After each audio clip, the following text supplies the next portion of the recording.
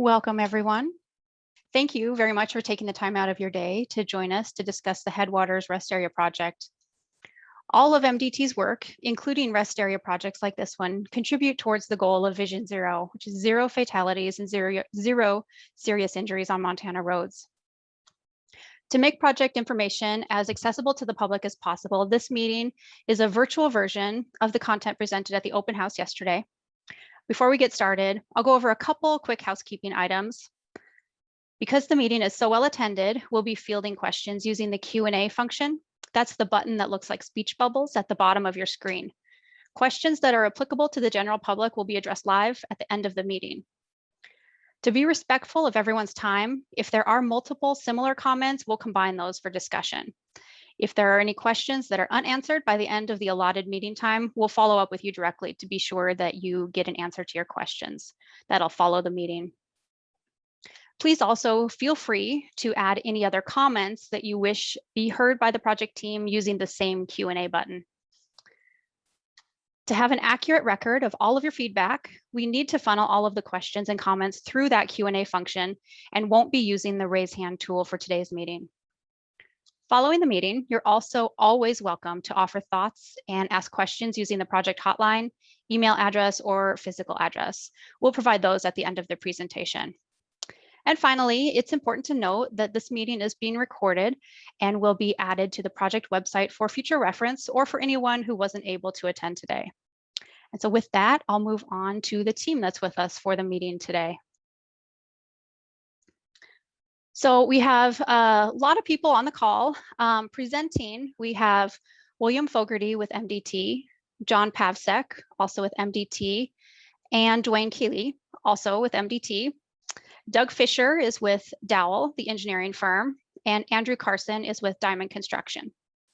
And as panelists, we do also have, as basically they're here to provide backup for any questions that you all may answer or ask. And that is Paul Cogley with MDT, Craig Rickert with CA Rickert and Associates, which is the developer, Susan Bierke with Bierke Architects, and Cody Salo with Dowell Engineering. And of course, I am Lisa Olmsted moderating. And with that, I will pass the baton to William Fogerty for a bit of an introduction. Thank you, Lisa. Welcome, everyone. My name is William Fogerty. I am the MDT Butte District Administrator. On behalf of MDT and the project team, we appreciate you taking time to join us this afternoon. We're here to discuss the Headwaters Rest Area project. This project will construct a new, modern, and larger rest area facility at the Interstate 90 and Highway 287 interchange. The new facility will replace the dated and undersized rest area located at the 19th Avenue interchange in Bozeman. Next up, I'll pass the baton to Mr. Jon Paquette. Thanks, Bill. My name is Jon Paquette. I'm with MDT Construction. I'm with the Alternative Contracting section. So last night we had a pretty common theme. We had a good public meeting. Quite a few people showed up, and we had three questions that we heard last night. Things that I'd like to address today. It talks a little bit about our process, but also talks a little bit about what what we heard from the concerned citizens. The first one is, why haven't I heard about this until now? The project, as Bill mentioned, the project to relocate the aged Bozeman rest area originated about 3 years ago, and that stemmed from interest from local agency as well as private parties. The current rest area is undersized, again, as Bill mentioned, and it incorporates aged features, technology, lacks the safety, some of those new cutting edge safety features that we currently have in our new rest area plans. When it was built back in the late 90s, it was literally open field. There was nothing out there. And over the last 23 years, that area has exploded beyond anybody's understanding. The current structure and parking site, they don't meet the needs for the traveling public, traveling along the I-90 corridor. Since this project was built back in the late 90s, it was built with federal funds. And state law prohibits non-competitive land swaps, and MDT decided to utilize a process that allows private entities to submit a best value proposal. That's a proposed design and a price proposal to provide a new facility in exchange for the 5-acre Bozeman Rest Area site. Back in January 2020, we issued a request for interest to the public. It was publicly advertised. We received interest from 3 companies willing to compete for the project. We wanted to make sure that people were willing to invest the time and effort it would take to find a new site. We ultimately received 2 proposals, one from Town Pump and located just south of the existing Town Pump facility off of 287, and the second from the Montana Rest Area JV Partners, who Mr. Rickert represents. And that firm was awarded this project to proceed to the subdivision process. One very important condition that I need to bring up, and we brought up in last night's meeting, is that in this competitive proposal process, MDT and all the other resource agencies, including DEQ and the county commissioners, we had to keep this thing, these project sites confidential. We could not release to the competing firms or the public the location, simply because it would provide an unfair advantage to the other teams. So we were prohibited up until we actually awarded the project to disclose the 2 site locations. So I'll move on to question number 2. And why was this site selected? The department required a set of parameter of a 40-mile stretch along I-90 roughly between Manhattan and the Milligan Canyon interchange. There's 5 interchanges. The new rest area needed to be located in close proximity to the interstate and allow easy access to travelers, to the traveling public off of I-90, in this case off of 287 as well. And the developers needed to be very restrictive design parameters. We set bars for these folks to meet. Well, first off, they needed to be able to address high volume of passenger vehicles and truck parking demands. The project site needed to be free of geographic restrictions, like it needed to be relatively flat, be able to move trucks and cars through there without sliding on the ice or having to climb stairs. It needs to be ADA accessible. DEQ permitting is required. We need DEQ, or the developer needs DEQ approval for water delivery and wastewater treatment demands. And finally, the site needed to be located outside of floodways. The 2 proposals met all these criteria. And it was a little interesting to us that both sites are located at the I-90 287 interchange. So in talking, and I did talk after the project was awarded to the successful firm, and I did determine or discover that they actually did look at 13 different sites or different properties along that 40-mile corridor, and all those, and this site happened to meet all of the criteria and was really considered the best value site. The last frequently asked question from last night is, what studies and work have been completed to date and approved? And we need to be clear that this project is no different than any other development project, in that they need to follow the same subdivision rules, site development rules that Broadwater County would require, including the affected resource agencies. Studies that have been completed include traffic impact studies that look at traffic generation and impacts to area infrastructure, environmental investigations. County subdivision approval process has been addressed. DEQ is reviewing, or has reviewed, the water and wastewater, and I believe has approved that. And finally, there are other agency permitting processes that this firm will need to comply with or have already complied with. So that pretty much sums up the frequently asked questions. If you have any questions, please go ahead and put it in the chat bar, and we'll go ahead and field those later. But at this point, I'll go ahead and turn it over to Mr. Cayley, who will talk about the project overview. Thanks, John. Thanks everybody for joining us, and I hope you're having a good afternoon. So how did we get here? As John mentioned, about 3 or 4 years ago, we were approached by the city of Bozeman asking us to see if we would relocate our rest area. The answer at the time was no. We weren't interested in relocating it. It still had a fair amount of useful life to it. And while it might need some remodeling, it was not in need of replacement, nor was it in our rest area plan for any kind of replacement. After the city approached us, we were then approached by a developer that kind of brought a novel idea to us. He was willing to see if he could replace our rest area with a brand new turnkey rest area at some other location. In essence, what would happen is we would give up 5 acres of land for a brand new turnkey rest area built to today's current standards. MDT actually considered the idea, but before we did that, one of the things we talked about internally was, could MDT just simply close the rest area and sell the land and pull out of it? And the answer there was no. And the reason we couldn't do that is under the federal regulations, when we build a facility with federal aid funds, that facility has to meet the need and be maintained for that need until it ends its useful life, which the Bozeman rest area has not done. If we were to close it at this point in time, we would end up owing the feds money back. How much money that is, I honestly can't answer, but we would end up owing them repayment on those funds.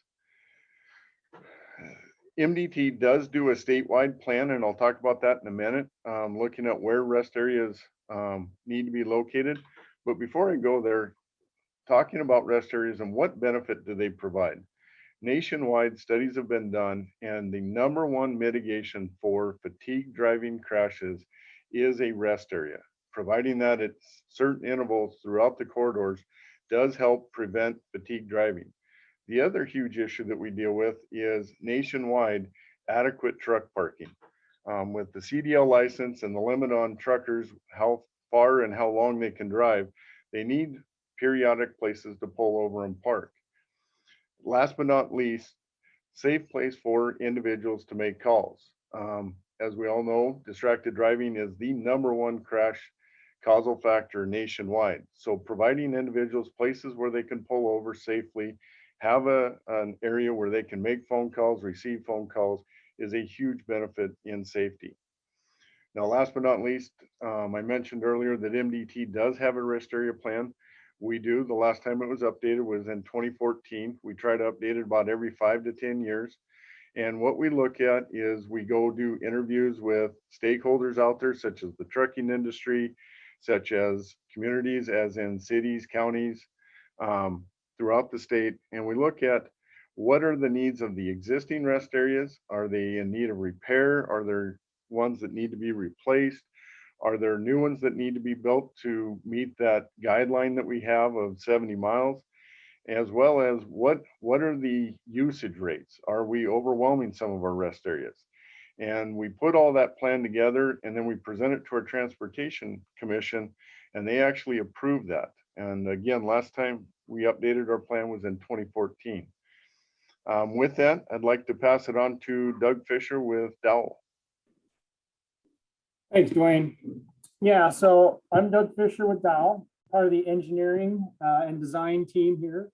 So I'm going to just kind of give a few specifics and talk about kind of design specifics to this location that the team decided on. As you can see, the location that we selected was in response to the request for proposal requirements. And this location for the proposed rest area is north of the West Three Forks interchange on the west side of 287. And it's situated such that it's a half mile, halfway in between the interchange and the next county road at Wheatland Road. So that puts it at about a half a mile north of the interchange and a half a mile south of Wheatland Road, and intentionally proposed directly adjacent to existing and future commercial development areas. Another key, I guess, decision point of why this site was selected by our team was from a site development standpoint. It provided all the safety features that come with MDT's, modern criteria for rest area design, both from a site perspective, building perspective, and, sight lines to and from the adjacent highway.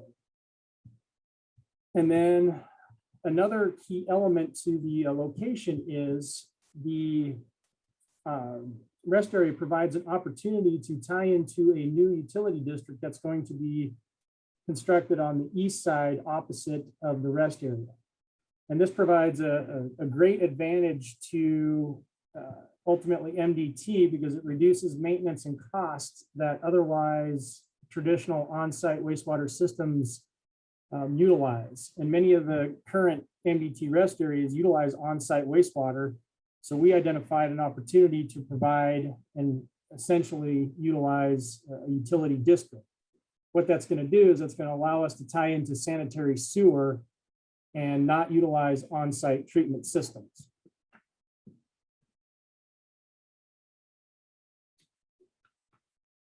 In addition to the sanitary sewer, part of the advantage of the utility district is it allows us to use an innovative design feature for reclaimed water.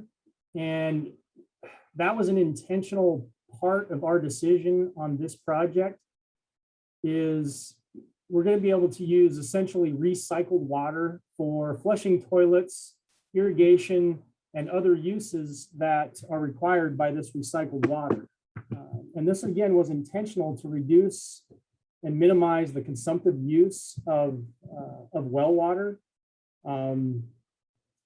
There will be a public well for the rest area design, but the intent here is to only use that public well water for sinks and drinking water purposes. So our intent and our hope was to reduce the environmental impacts and use recycled water throughout the system utilizing the utility district's wastewater system. The building design itself incorporates, a lot of modern features, including anti-vandalism materials, ultimately increasing the lifespan of the restrooms and just the overall building, reducing maintenance, ultimately costs. The visibility and lighting of the site also is one of the main features for NDT's modern rest area design requirements. This site lends itself to visibility not only from the parking lot into the building, but from the highway to the parking lot and into the building as well. So there are essentially going to be no site restrictions in that regard. Improved lighting. The lighting for this, we understand and recognize the concern that a new rest area, a new development is going to be lit up in the night sky, but the modern rest area designs include shielded lighting type, shielded lighting that essentially directs lighting down and not pollute the night sky. So that will be part of the design feature for this rest area. Other safety features that I'll talk about here in a second, and general heating in common areas. Other nice features, interpretive signs for visitors and passerbyers for learning about history in the general area.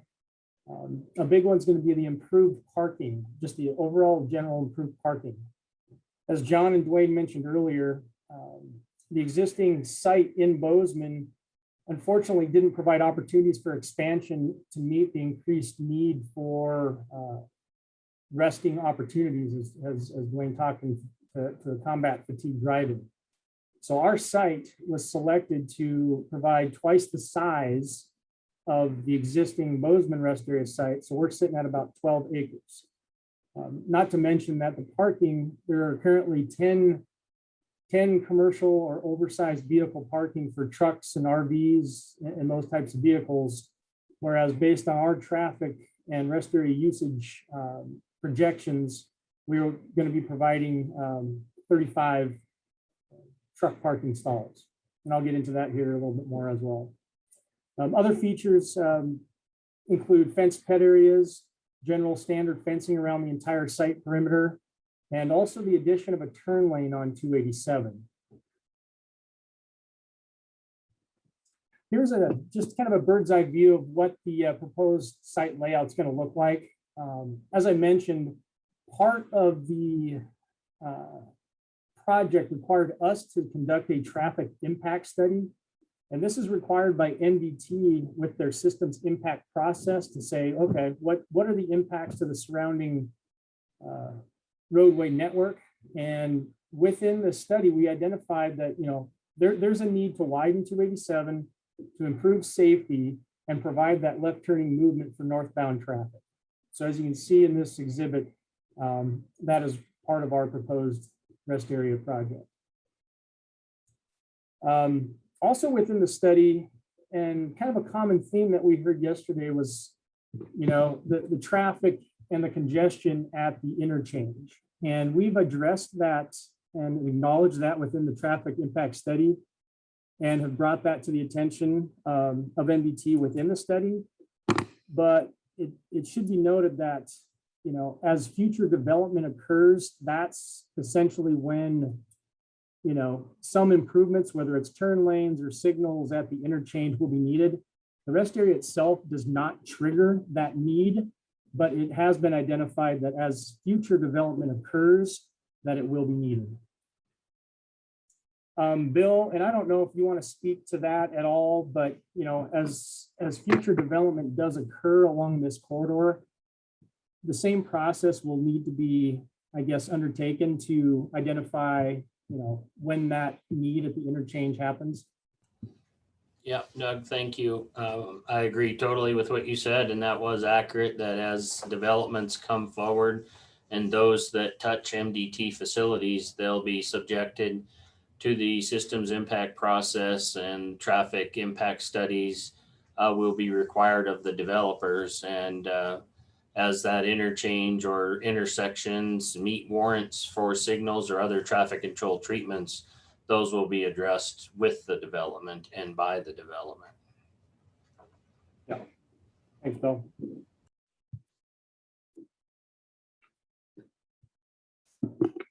One of the key features for any rest area design is, you know, acknowledging the concern for just general safety. Requirements, MDT has, you know, requirements for modern rest area designs to include extensive security measures. And part of this is the electronic security devices that go into these facilities, not only in the building, but around the building and for the site. So those are some key features that are going to be incorporated into this design as well.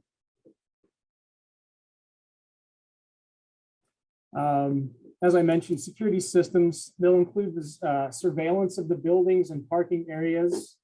There'll be storage capabilities and fail-safe systems in the event of power outages and things of that nature. Cameras will be mounted on both the exterior light poles for the parking areas, looking out, looking in, looking towards the building. There'll also be security cameras mounted on the exterior of the building and around the picnic areas and parking walkways, in addition to security cameras mounted inside the building to capture 100% of the interior. In addition to that, there's going to be license plate cameras that monitor vehicles entering and exiting at the entrance, along with just general signing and acknowledgement that the site is going to be under surveillance. The site layout itself, picnic structures and building design, it's intentionally designed to eliminate blind spots. So picnic shelters, I think a lot of folks are used to being at kind of older rest areas where there's partitions and it's kind of tucked away for privacy. That doesn't occur anymore. So modern designs include picnic structures without partitions, open sight lines, and areas that are captured by surveillance cameras, as mentioned before. And that goes with the building design itself. Essentially, a building includes 0 corners to eliminate blind spots. In addition to that, the site itself covered by LED lighting, but also with you know, being sensitive to sky pollution. So again, it's all going to be directed down, illuminating the site, but not over lighting the night sky. Part of the design and part of the traffic part of the traffic study and the project assessment is we evaluate the projected rest area usage based on accepted methodologies that MDT has published. And along with that, it's identified that 8 private restrooms with battery backups will be provided for this particular rest area. In addition, large windows, and this is where the architect comes in, and they have all sorts of safety features built in. Large windows offering visibility to the interior of the building, the hallways, the restrooms themselves. And as I mentioned before, just the overall site was selected to maximize sight lines, allowing visibility for law enforcement to view it from the highway, doing drive-throughs, and also for the intersection itself with 287. The intersection site distance is ideal there to provide that safety enhancement as well.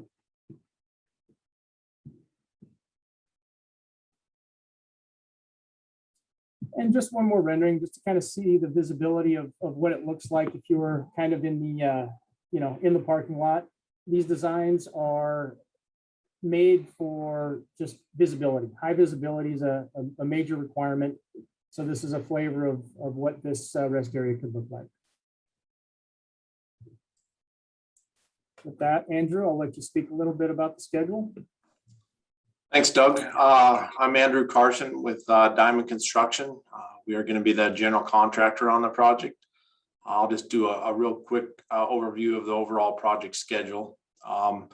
Currently, we are in the design, planning, and permitting phase of the project, which includes design review by MDT, as well as permitting through the state and local agencies. Mobilization and groundbreaking is slated for August, which will lead into the building construction starting late September of this year.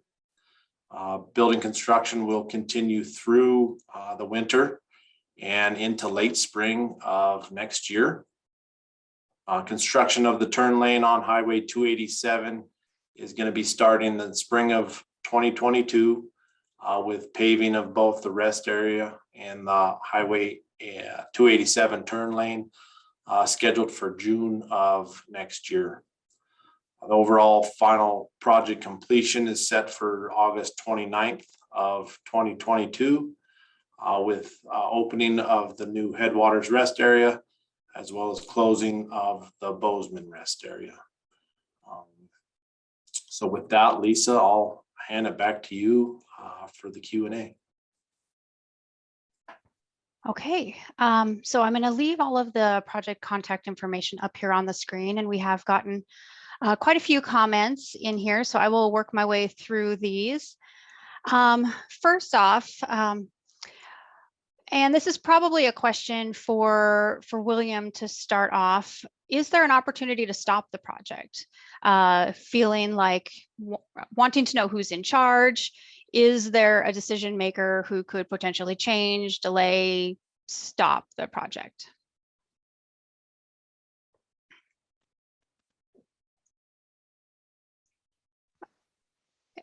And Bill, you're on mute still.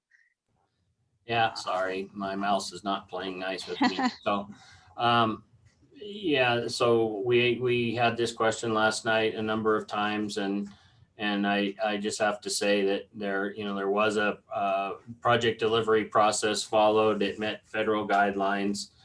The Department of Transportation wholly supports this project. And as far as who's in charge, I'm the district administrator for the Butte district within MDT. Of course, there's others that I report to.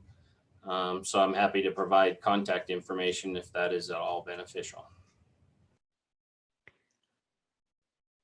There are a couple questions about feeling like the city of Bozeman is kicking the rest area over to Three Forks. Can you, Bill, speak to that question? Sure. So as mentioned at the beginning, I think by Jon Paquette, that the initial request or concept came through a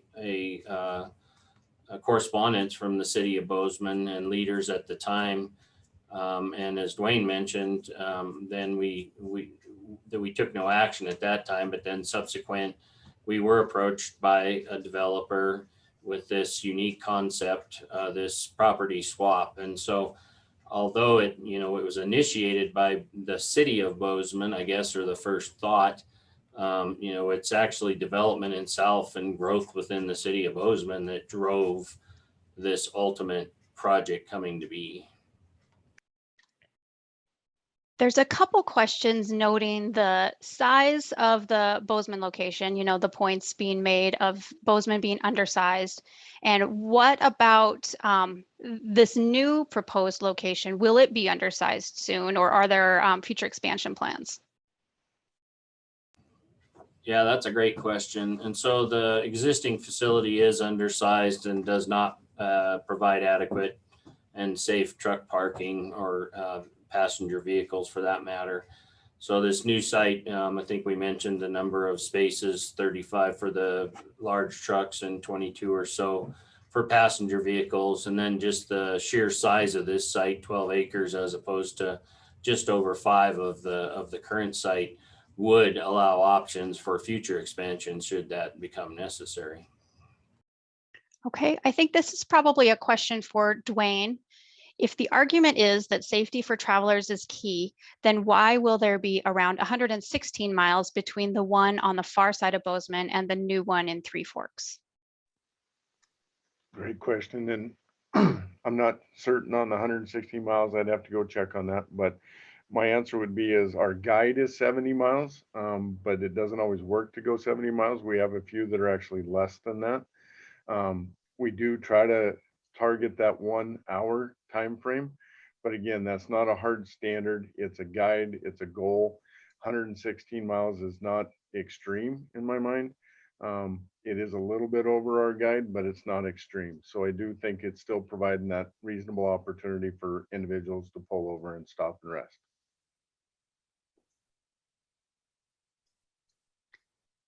Okay, probably back to you again, Bill.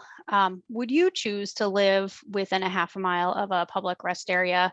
And to tack on to that, are there any benefits that the adjacent property owners may incur as a result? Sure, this question came up last night. I have 3 children myself, and of course, MDT safety and Vision Zero are our top priorities. I think about safety all the time, both at home and at work, and I would have no qualms myself living in an adjacent subdivision.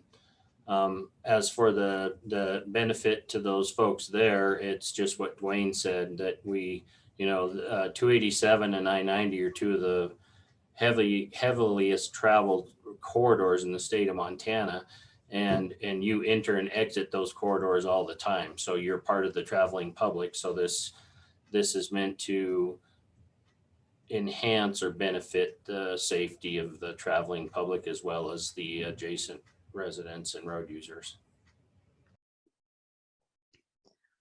There's a few comments about the law enforcement capacity in that area.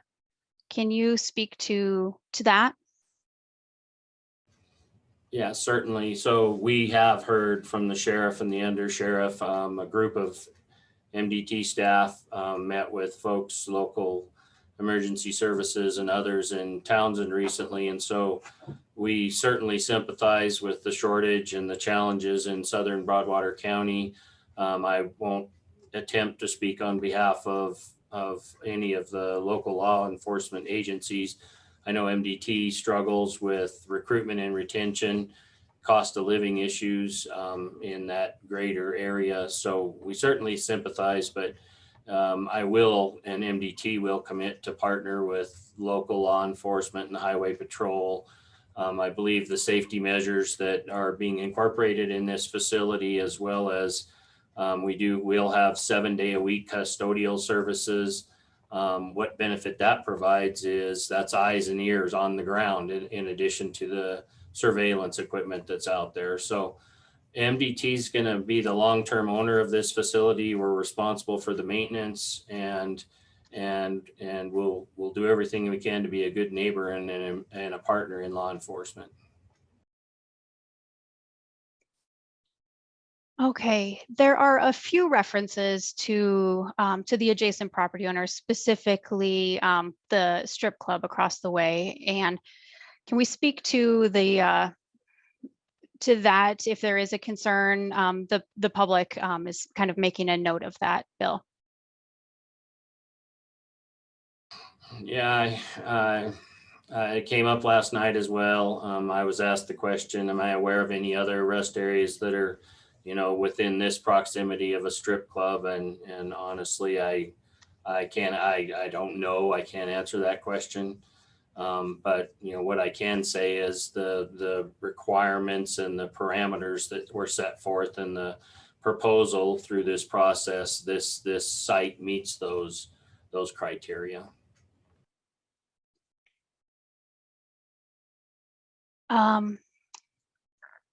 Has there been an environmental study conducted concerning how brake dust will affect residents?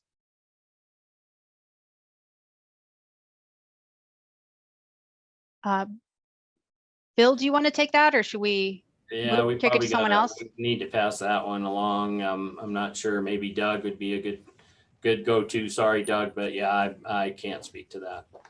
Yeah, no, that's perfectly fine. And to answer the question, yes. We have performed an environmental study and we're in the process of developing the environmental document as we speak.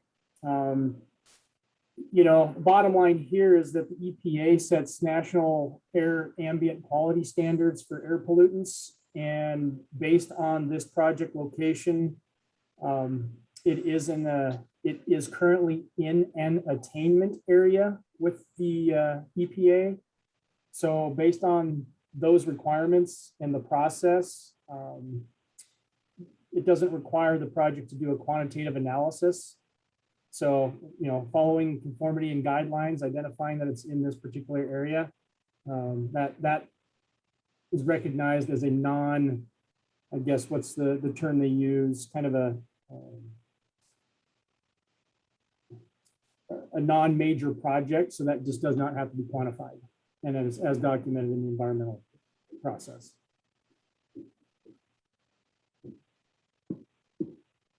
Okay.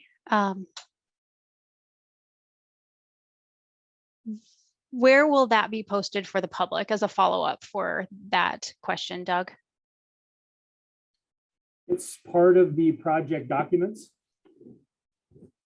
like the environmental report itself. Okay. A couple comments related to the law enforcement. One person said, we do have a sheriff that lives on Sabina Road that is close in case of emergency.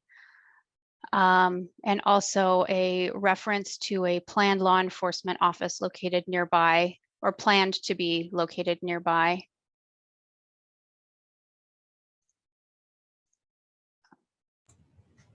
Well, this is Bill again. Yeah, there is speculation that there's a development, you know, sizable development on the east side of Highway 287. And there's been some discussion during our meeting with the local representatives in Townsend, but MDT really can't speak to because it's purely speculation. But there's a concept, I guess, and potentially plans to construct such a facility in close proximity. So that's about all I can say about that.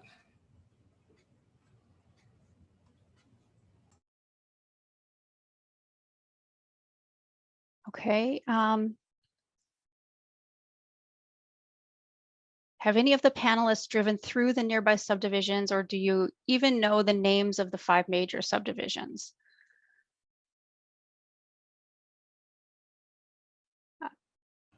I would probably fail that test, honestly. The letters I've seen, Morning Sky, Wheatland Hills come to mind. I surveyed in that area or in my earlier stages of my career and walked through a lot of those foothills and watched the development as I travel I-90. So I'm quite familiar with the proximity of both residential and commercial in that area, but sorry, I wouldn't pass the 5 out of 5 test. Okay, I think we've hit the majority of the themes. I'm just looking through once more.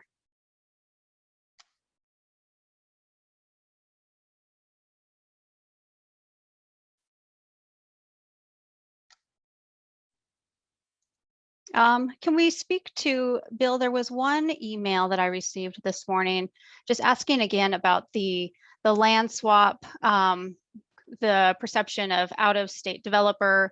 Can you just touch back on the selection process once more to offer some clarity on that?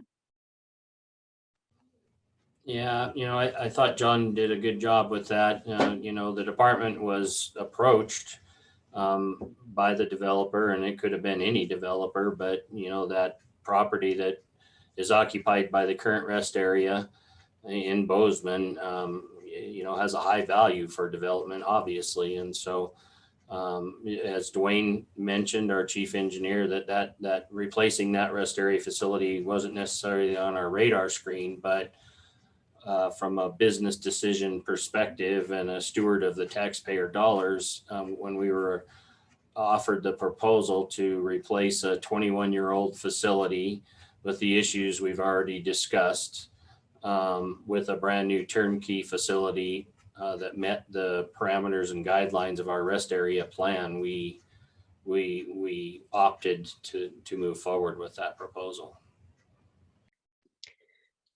One more question came in. Have the water issues been touched on? Doug, do you want to take that? Which particular water issue?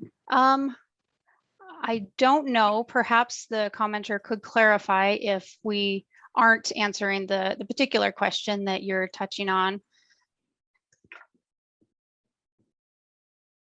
Yeah, I mean, as I mentioned, I'm not sure what water issue that is. But again, we've developed a well to provide the potable drinking water that comes directly out of the faucet and drinking fountains. But the intent is to minimize the consumption based on using that recycled and reclaimed water from the utility district.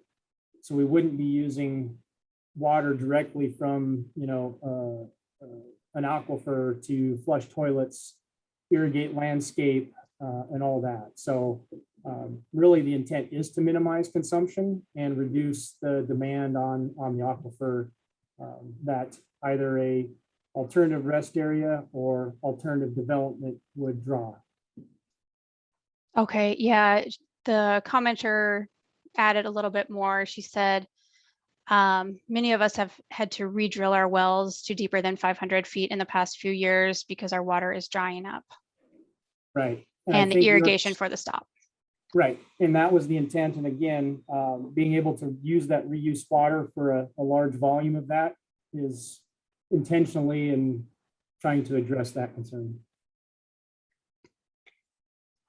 Another comment, this one's probably for Bill. I heard it mentioned in previous meetings, but Bill also mentioned it last night that this site won the bid because of a $1.2 million added bonus by the developer.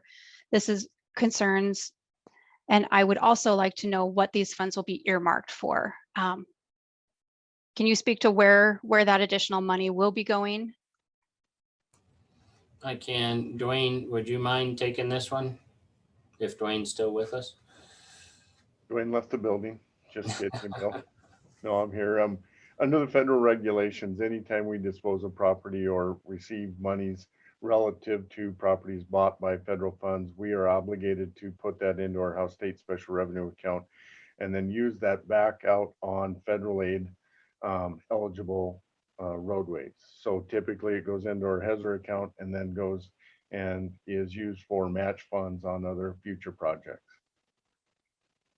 Can it be earmarked for the things like fire, EMS, ambulance service, all that? Not to my knowledge. Most federal funds are not eligible, or 23 CFR funds are not eligible for those kind of activities.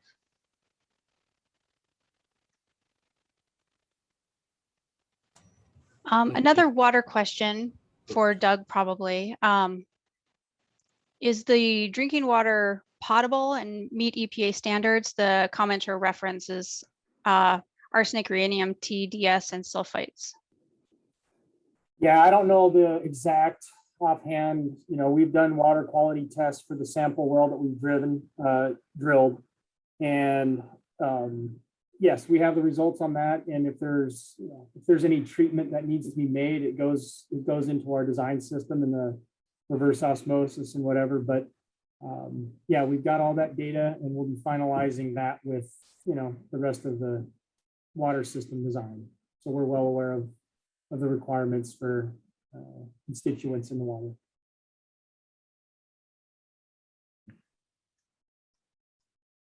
Okay. I'm going to give it a couple more minutes to see if any other questions come in. I believe we've hit all of the themes that have been inquired about. Of course, the project contact information is on the website, so you are always welcome to contact us using the contact information provided on the project website, the email, or the phone number listed.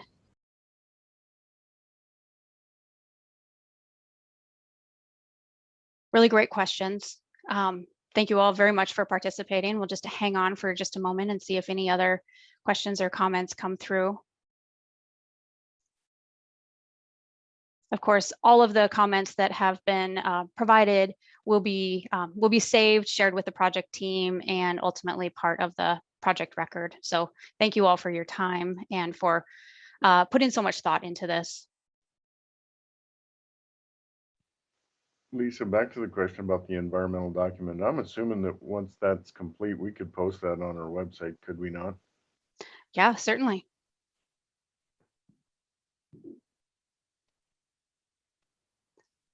And we'll notify the public when that's done so that you know to go look for it. One more question just came in. This one's probably for Bill. Could you not include space, perhaps temporary, for law enforcement to use for an office during shift work, bringing in a presence of personnel in the area? It's an interesting idea. Yeah, that is a good idea. And so I had that same question posed last night, and I provided a business card and asked the gentleman to send an email, and I would certainly share that with others within MDT.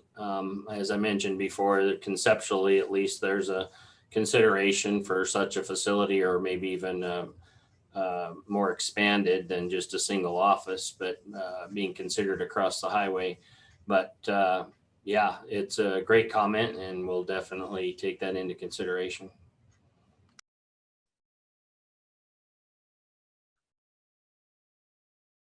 Okay, this is probably a question for Dwayne. One person just referenced a Bozeman Chronicle article that claims that homeless people are dropped off at rest stops. Can you speak to that? Do you have any knowledge of whether or not that is credible? You know, I'm not aware of that happening, and I'm not aware of the article. Maybe that's what they do in Bozeman. I would strongly suspect that the police are not going to haul a homeless individual all the way from Bozeman and drop them off at Three Forks. But I can't speak on behalf of the police and their activities. So unfortunately, I'm not able to answer that. Okay, any plans for dark sky initiatives, light pollution mitigation? This is possibly a question for Susan or Doug. Who wants to take that?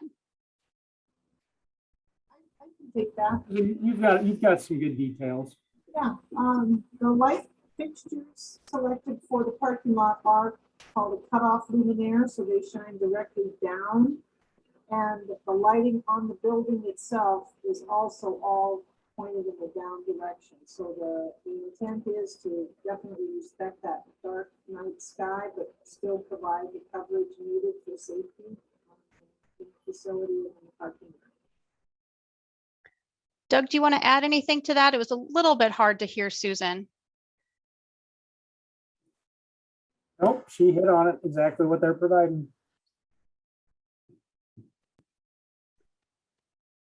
Okay, and Thank you. The person that provided the Bozeman Chronicle article provided the headline and the date, so we can look into that.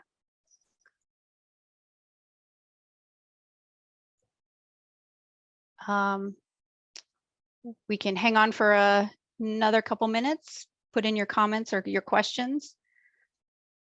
Again, yeah, great, thoughtful conversation. Thank you, everyone, for participating and for attending. Even those who haven't submitted comments, we certainly appreciate you coming to learn about the project and to be informed about it.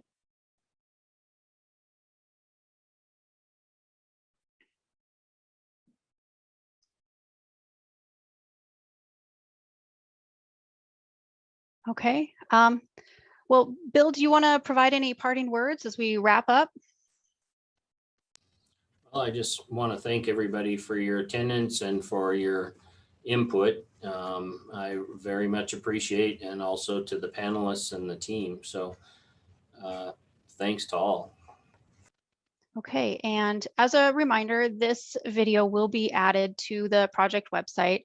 We'll take a moment to clean up the recording, delete any nothing airspace. So it'll take a day or so to get it up, but it will be added to the project website on the public involvement page. So I invite you to direct any friends or neighbors who are interested in learning more to that page as well. Okay. Oh, one last question. Any plans for traffic lights off the interstate, as there are near accidents daily there already? I think we kind of touched on this already. Bill, do you want to reiterate what you said about the Yeah. I-90 interchange? Yep. So that interchange, those intersections do not meet warrants for signals at this time. That was studied as part of this traffic impact study for this development. However, we fully expect that they will as more development comes on. And so the department uses a systems impact process that reviews each development as it approaches or it connects to our highway system. And should those mitigations be triggered by those developments, then the developer is responsible for those mitigations, the same as this developer for the rest area is constructing a northbound left turn lane to enter the rest area. Okay. We're getting a couple more trickle in comments. One person says, thank you for holding a virtual meeting. Not all landowners are currently in Montana. Glad to hear that. And actually, it's great to see good participation in both the in-person open house as well as the virtual public meeting. Bill, one question: how will the public's input be addressed? Design, safety, etc. All right, so thanks for asking that. And so we are sharing the information we have across the department, every project across the project team or the stakeholders that are involved. But I mentioned this last night, with every project that I'm involved in, and I've been with the department for 33 years, there's always lessons learned. So although it may not feel like your voice is heard or your comments are immediately incorporated, trust me, we know what your concerns are. And as I said before, MDT is not going anywhere. We'll do everything we can to be a good neighbor. I handed out a lot of business cards last night, and my contact information is on the webpage. So hope that helps. Okay, well, I think that's all we've probably got. But again, if you think of any other thoughts, comments that you want to submit, or questions that you'd like answers from the project team, please direct them to the contact information on your screen. Of course, always reference back to the project website, which is updated regularly too, as documents are available, as the video is uploaded, things like that. So. Okay, well, I think we will go ahead and end things for today. Again, thanks everyone for your time. It's very appreciated.